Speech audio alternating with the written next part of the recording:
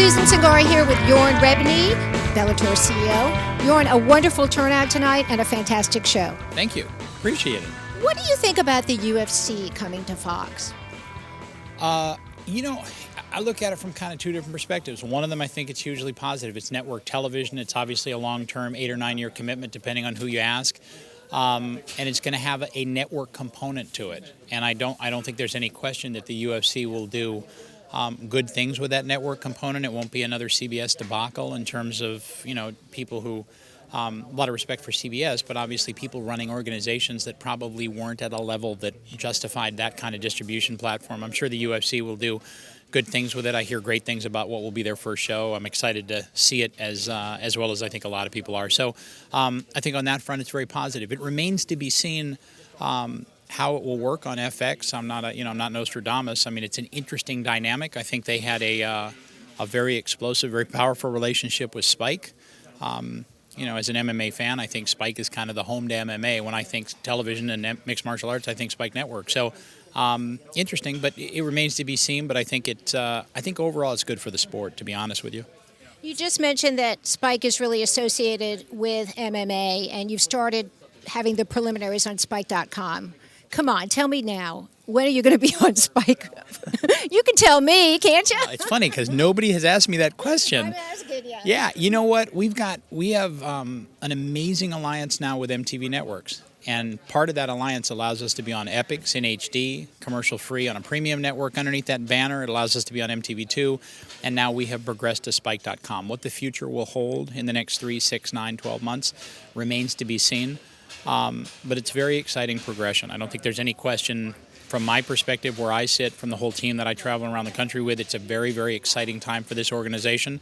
I've been a wickedly huge Spike fan for many years. I tuned in and watched many seasons of The Ultimate Fighter. I've watched, they have been to mixed martial arts what NBC was to Seinfeld. I mean, it's just they have been the name in mixed martial arts programming. So to be aligned with them on Spike.com right now is hugely satisfying. They're great folks. They know the business. They know the business of television and mixed martial arts better than anybody on earth. So a great group to be with. Good point. What are your thoughts about UFC purchasing Strikeforce and how they have been promoting the merger, so to speak?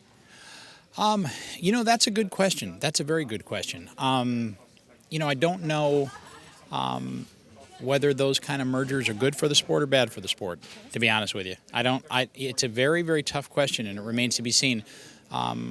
You could make the argument that it's good for Bellator because it eliminates a competitor and it puts us in a number 2 position. You could also argue that it's not particularly great for the fighters because it lessens the different platforms under which fighters can develop their craft. So I don't know. I mean, it remains to be seen. I really don't know a great deal about the financial strength or weakness of Strikeforce and what motivated the deal. I do know that there are obviously at least 2 and maybe 3 huge fights that will come out of it. I mean, Alistair Overeem fighting Brock Lesnar is going to be a mega fight. For whatever you say what you will about Nick Diaz, but Nick Diaz versus GSP would have been a monster from a pay-per-view perspective. And then obviously there's the pending and kind of hanging out there fight of John Jones versus Dan Henderson, which again would be a monster. So from an acquisition perspective, I can surely see the logic in trying to acquire an organization to grab those fights and put them under one banner. So it's interesting. I don't really know whether it's a really good thing or a really bad thing or somewhere in between. Speaking of Nick Diaz, what would you have done in that situation? Are you surprised that they actually put him back on the fight card? I think I was as surprised as most people were. I wasn't surprised really by the initial action because, you're in the promotion business and we don't make our fights the way they do in terms of matching them, but we do put fights together vis-a-vis a tournament, and when those fights come together, you're going to want different fighters. You're going to want Alexander Shlemenko and Brian Rogers to sit down and promote and talk and speak with the media and show up at press conferences. And if they're unwilling to do that, that's very problematic because you're trying to garner ratings and following in a television show and put butts in seats. So the action didn't surprise me. The quick response of putting him right back on the show was a little shocking. You've been doing this for a while. Have you ever had a chance to speak to Dana White from promoter to promoter, and if so, did he offer you any advice? And then the second part of the question, since you've been doing it for a while, how do you like being a promoter? Well, I've been doing it for a long time. Gosh, I started promoting fights in 2000. I've been doing this for over a decade now. Promoted the highest rated fight program on the ESPN family of networks for 4 straight years in a company I used to run. So, been doing it for a long time. I've never had the chance to meet Dana. Where would you like to see Bellator in the next 5 years? I feel that one of the great things about this sport, and one of the reasons why I'm sitting here, is that it's an opportunity to attract a new demographic. People are starting to find out that MMA fighters are different than what we see portrayed through the media, and women are starting to look into the sport. Where would you like to see Bellator in the next 5 years? 5 years from now, our progression over the last couple of years has been exponential.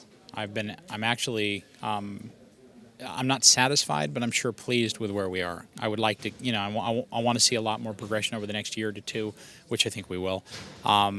But in 5 years, I don't know. That's one of those questions I always kind of back off on and say, you know what, look, if we keep securing talent like the talent we've got at 45 and 55 and 35, and some of the gentlemen you saw here tonight, and putting on great shows and producing great shows, and we really pay attention to the television product and we really promote it and market it the right way, I would hope that a lot of people watch. I would hope that a lot of people come and buy tickets, and I would hope that a lot of people tune in where Bellator can be found, and then the chips will really fall where they may. We're very fortunate. We're at a cash flow break-even position, which is something that only one other organization in the history of our sport has accomplished, the UFC, and so. I'd like to keep pushing that envelope. I'd like to expand the breadth of what we're doing. I'd like to expand the company internationally. Right now we're in 40-something countries around the world, but I'd like to see 60 or 80. We'll see. I'd like to international expansion in terms of live events. And I'd just like to keep recruiting spectacular world-class fighters to fight under the banner. So, we'll see where it all falls out.